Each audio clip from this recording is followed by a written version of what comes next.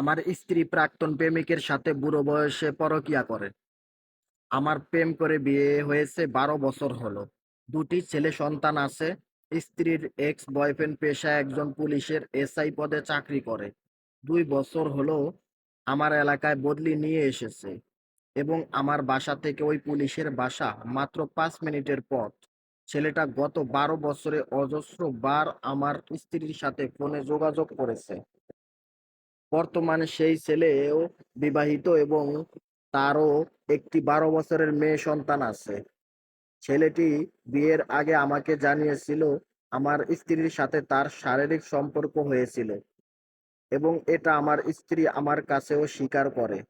আগে ওই ছেলে আমার ওয়াইফকে ফোন করলে সেটা আমার ওয়াইফ আমাকে জানাতো, কিন্তু গত 2 বছরে লক্ষ্য করি আমার ওয়াইফ আমাকে আর ওসব সেভাবে জানাতো না, কারণ আমি টেনশন করি এবং নানাভাবে রিয়্যাক্ট করি। এজন্য চলতি বছরের 14 ফেব্রুয়ারি ওই ছেলে আবার আমার ওয়াইফের ফোনে কল দেয় এবং কলটা আমি রিসিভ করি। ফোন কলে তার হ্যালো বলার ধরন শুনে আমার সন্দেহ হয়।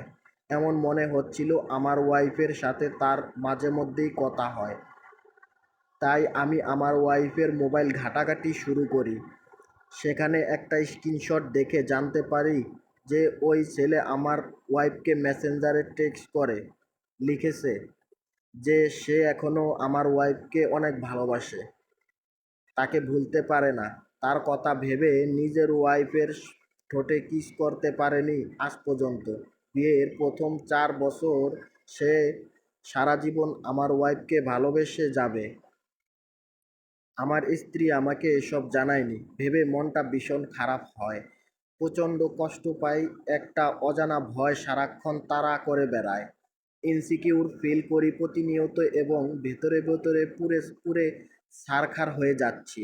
আচ্ছা, এই অবস্থায় তাদের দুজনের মধ্যে আবার কি পরকীয়া এবং শারীরিক সম্পর্ক স্থাপন করা সম্ভব, নাকি ইতিমধ্যে তাদের পরকীয়া সম্পর্ক শুরু হয়ে গেছে?